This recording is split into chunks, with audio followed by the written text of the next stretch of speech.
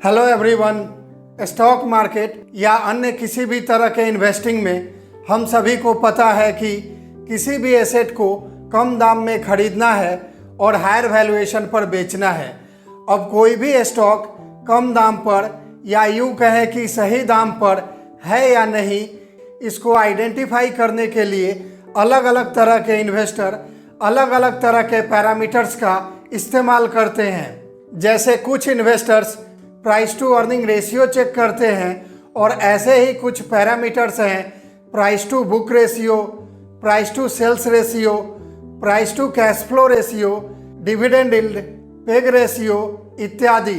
इन सभी के अलावा भी वैल्यूएशन एनालिसिस करने के लिए कई सारे तरीके हो सकते हैं और आज के वीडियो में हम ऐसे ही एक एनालिसिस मेथड को डिस्कस करने वाले हैं जिनको मार्केट में बहुत सारे इन्वेस्टर्स एनालिसिस के लिए इस्तेमाल करते हैं और उसकी मदद से अंडर वैल्यूड स्टॉक्स को एनालाइज करने की कोशिश करते हैं। एंड ऑफ कोर्स इसके बारे में हम डिटेल में डिस्कस करेंगे, लेकिन इसके पहले कि हम आगे बढ़ें, ऐसे क्वालिटी कंटेंट के बदले अगर आप मुझे या मेरी टीम को एप्रिसिएट करना चाहते हैं तो वीडियो के ऊपर लाइक बटन प्रेस करके एप्रिसिएट कर सकते हैं और साथ ही सब्सक्राइब बटन क्लिक करके आप इस चैनल को सब्सक्राइब कर सकते हैं। तो चलिए हम वीडियो को आगे बढ़ाते हैं। आज के वीडियो में हम जिस एनालिसिस मेथड की बात करने वाले हैं उसे हम करेक्शन एनालिसिस बुला सकते हैं, क्योंकि यहाँ पर स्टॉक प्राइस में जो करेक्शन होता है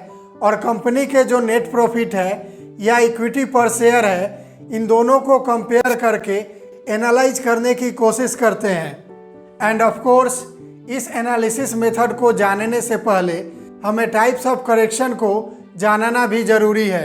तो सामान्यतः अगर आप देखेंगे तो स्टॉक्स में दो तरह का करेक्शन होता है। पहला है प्राइस करेक्शन, जहां पर एक्चुअल में स्टॉक प्राइस में बड़े बड़े करेक्शंस होते हैं। अब स्क्रीन पर आप देख सकते हैं कि प्राइस करेक्शन कुछ इस तरह से दिखेगा, जहां पर स्टॉक प्राइस में एक्चुअल में बहुत बड़ा गिरावट हुआ है।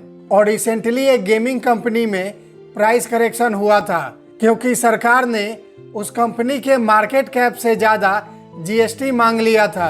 अगर इस कंपनी का नाम आपको पता हो तो आप कमेंट करके हमें ज़रूर बताएं। और उसके बाद दूसरा टाइप ऑफ करेक्शन है टाइम करेक्शन। तो टाइम करेक्शन में क्या होता है, कंपनी का जो स्टॉक प्राइस होता है वह एक रेंज में ट्रेड करता है।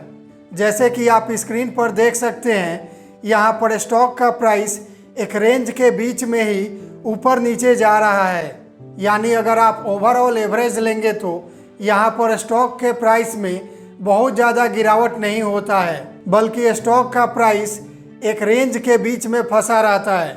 आइए इसको एक उदाहरण से समझते हैं। मान लेते हैं कि 2 साल पहले किसी स्टॉक का प्राइस 100 रुपये था और वह ऐसे ही एक रेंज में ट्रेड करता रहा, और 2 साल बाद भी यदि उस स्टॉक का प्राइस 100 रुपये के आसपास ही है तो इस तरह के करेक्शन को हम टाइम करेक्शन बुला सकते हैं। ऑन दी अदर हैंड, 2 साल पहले किसी स्टॉक का प्राइस 100 रुपये था और 2 साल बाद स्टॉक का प्राइस 30 रुपये या 20 रुपये हो गया है, तो इस तरह के करेक्शन को हम प्राइस करेक्शन बुलाएंगे। तो ये हैं करेक्शंस के दो टाइप, टाइम करेक्शन और प्राइस करेक्शन। और अभी हम जो एनालिसिस करने वाले हैं वहाँ पर हम ऐसे स्टॉक्स को ढूंढेंगे जिसमें टाइम करेक्शन हो रहा है, यानी स्टॉक का प्राइस 1, 2 या 3 सालों में वहीं का वहीं है, लेकिन ऑन दी अदर हैंड इस कंपनी का जो नेट प्रॉफिट है या अर्निंग्स पर शेयर है वह लगातार बढ़ रहा है। और इसके पीछे का लॉजिक भी बहुत ज़्यादा सिंपल है। इसको हम एक उदाहरण से समझते हैं। तो मान लेते हैं कि किसी कंपनी का स्टॉक प्राइस 100 रुपया पर ट्रेड कर रहा है और कंपनी का ईपीएस यानी अर्निंग्स पर शेयर है 10 रुपये। तो इसके हिसाब से कंपनी का पीई रेशियो क्या हो गया, stock price divided by earnings पर share, which is equals to 100 divided by 10 equals to 10। अब नेक्स्ट ईयर क्या होता है, हम यहाँ मान लेते हैं कि स्टॉक का प्राइस वहीं का वहीं है लेकिन अर्निंग्स पर शेयर डबल हो जाता है, तो इसके हिसाब से अभी पीई रेशियो क्या होगा? पीई रेशियो 5 हो जाता है। अभी मान ले कि नेक्स्ट ईयर यानी सेकेंड ईयर में स्टॉक का प्राइस अभी भी वहीं का वहीं है, यानी 100 रुपये पर ही है, लेकिन इसका अर्निंग्स पर शेयर बढ़कर 50 रुपये हो जाता है। अभी इसका पीई रेशियो कितना हो गया?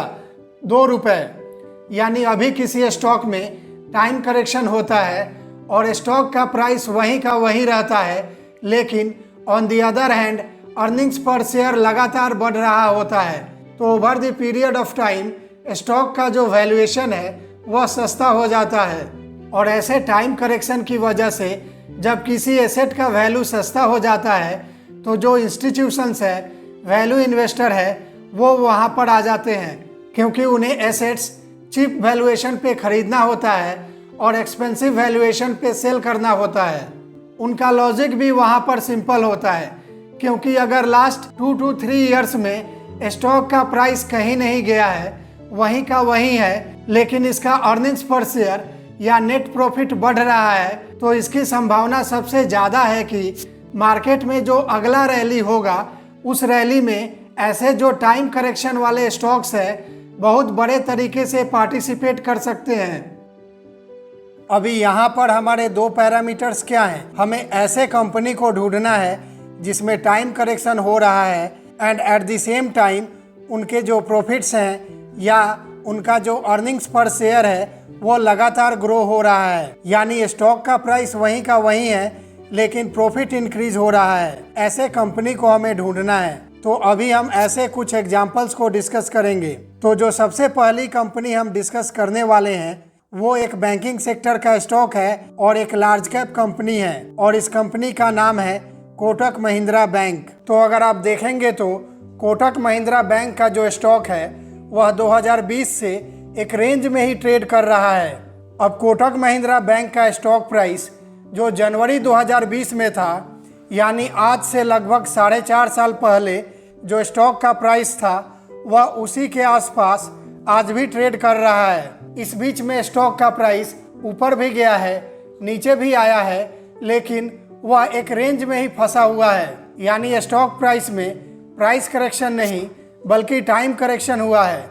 अब इस टाइम पीरियड में कंपनी का सेल्स और प्रॉफिट कैसा रहा, चलिए उसको देखते हैं। तो 2020 में कंपनी के सेल्स थे 33,474 करोड़ रुपए, और अभी ट्रेलिंग 12 मंथ्स में यह सेल्स ग्रो होकर 59,204 करोड़ रुपए हो गए हैं, यानी सेल्स में लगभग 76% का ग्रोथ हुआ है। और वहीं पर अगर आप प्रॉफिट्स की बात करें तो 2020 में कंपनी के प्रॉफिट्स थे 8,593 करोड़ रुपए, जो अभी ट्रेलिंग 12 मंथ्स में बढ़ के हो गया है 21,511 करोड़ रुपए, यानी प्रॉफिट में लगभग 150% का ग्रोथ हुआ है। और अभी अगर कंपनी के प्रॉफिट में 150% का ग्रोथ हुआ है तो उसी टाइम पीरियड में स्टॉक का प्राइस भी ऊपर जाना चाहिए था, लेकिन स्टॉक का प्राइस टाइम करेक्शन की वजह से वहीं का वहीं है। तो अभी आपके मन में यह सवाल आ रहा होगा कि अगर स्टॉक का प्राइस ऑलरेडी 2020 से कंसोलिडेट कर रहा है तो हो सकता है कि आने वाले टाइम पीरियड में भी कंसोलिडेट करे, और यह टाइम 1 साल, 2 साल, 3 साल या 4 साल भी हो सकता है। तो यहाँ पर आपका सवाल बिल्कुल वैलिड है, लेकिन यहाँ पर हम आपको बताना चाहेंगे कि मार्केट को टाइम करना बहुत ही मुश्किल है। कभी भी मार्केट में ऐसा नहीं होता है कि आपने कोई स्टॉक बाई किया और वह स्टॉक अगले सप्ताह या अगले महीने से ही बढ़ना शुरू कर दे। इसकी संभावना बहुत ही कम होती है। इंडिविजुअल इन्वेस्टर्स को तो छोड़िए, बड़े बड़े इन्वेस्टर्स या बड़े बड़े इंस्टीट्यूशंस भी मार्केट को टाइम नहीं कर पाते हैं। तो जनरली आप बड़े बड़े इन्वेस्टर्स, इंस्टीट्यूशंस का अप्रोच देखेंगे तो वह इस तरह के अंडर वैल्यूड स्टॉक्स में इन्वेस्ट करके बैठ जाते हैं, इंतज़ार करते हैं। तो इसी को कंपेयर करने के लिए और इसके बारे में थोड़ा और जानने के लिए कोटक महिंद्रा बैंक का शेयर होल्डिंग पैटर्न देखेंगे। तो 2020 में FIIs का होल्डिंग इस कंपनी में 39.17% था, जो अभी जून 2024 में 33.16% हो गया है। वहीं DIS का होल्डिंग 2020 में इस कंपनी में 12.64% था, जो अभी बढ़कर 27.69% हो गया है। अब यहाँ पर शेयर का प्राइस कंसोलिडेट हो रहा है, शेयर का प्राइस बढ़ नहीं रहा है, बेकार स्टॉक है, यह सोचकर बेच कौन रहा है? तो यहाँ पर पब्लिक बेच रहा है, जिसका स्टेक 2020 में 18.26% था, जो अभी रिड्यूस होकर 13.26% हो गया है। और इसीलिए मार्केट में अक्सर यह बोला जाता है कि FIIs और DIIs उस वक्त में खरीदते हैं जब रिटेल इन्वेस्टर बेचते हैं, और जब स्टॉक का प्राइस बढ़ जाता है और स्टॉक्स महंगे हो जाते हैं तो उस टाइम पे रिटेल इन्वेस्टर्स इन स्टॉक्स को खरीदने आते हैं, और उस टाइम यही FIIs और DIIs इन्हीं स्टॉक्स को महंगे वैल्यूएशन पे, महंगे दाम पे रिटेल इन्वेस्टर्स को बेच देते हैं। और इसी स्ट्रेटजी के बारे में दुनिया के नंबर 1 इन्वेस्टर वॉरेन बफेट ने कई बार बोला है कि B fearful when others are greedy and be greedy when others are fearful, and I hope that makes sense। अगला जो टाइम करेक्शन का उदाहरण हो सकता है वह है स्टेट बैंक ऑफ इंडिया।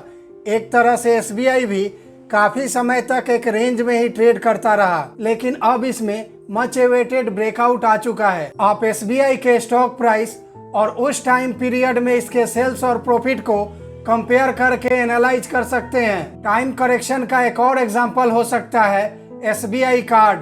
तो इस तरह से आप इस मेथड से अंडर वैल्यूड स्टॉक्स को पिक कर सकते हैं, उसमें इन्वेस्ट कर सकते हैं। शेयर बाजार में पैसा बनाने का सबसे आसान तरीका है सही स्टॉक्स को पिक करके उसमें इन्वेस्ट करना और अपने एनालिसिस पर भरोसा करके इंतजार करना, उस पर कुंडली मार के बैठ जाना। आशा करता हूं कि आपको यह वीडियो पसंद आया होगा। और अंत में एक डिस्क्लेमर के साथ आप लोगों से विदा लेना चाहूँगा। यह वीडियो पूर्णतः एजुकेशनल पर्पस के लिए है, यह किसी तरह का इन्वेस्टमेंट एडवाइस नहीं है। आप लोग इस चैनल को सब्सक्राइब कर हमें सपोर्ट कीजिए। यह चैनल कंटेंट रिच है और इन्वेस्टमेंट से जुड़ी हर जानकारी आपको इस चैनल पर मिलेगा, उसका सही और सटीक विश्लेषण मिलेगा। तो मिलते हैं कुछ ऐसे ही नॉलेजेबल वीडियो के साथ। तब तक के लिए टेक केयर, बाय बाय, जय हिंद।